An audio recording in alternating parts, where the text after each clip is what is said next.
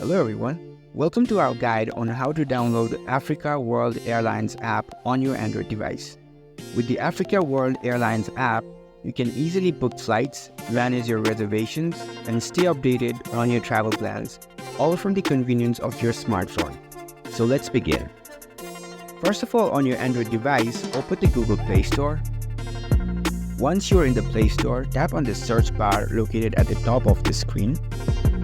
Now type Africa World Airlines. You should see the Africa World Airlines app appear in the search results. Look for the official app developed by the company. So I can see the Africa World Airlines over here. You can see the install button right next to the app. So click on the install button to start downloading. The app will now start downloading. This process may take a few moments depending on your internet connection speed. Once the download is completed, tap on the open button to launch the airlines app.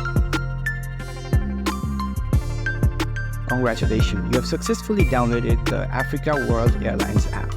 You are now ready to explore all the features and services offered by Africa World Airlines app. Happy travels! If you found this video helpful, give us a thumbs up and subscribe for more tech tips. Thank you for watching.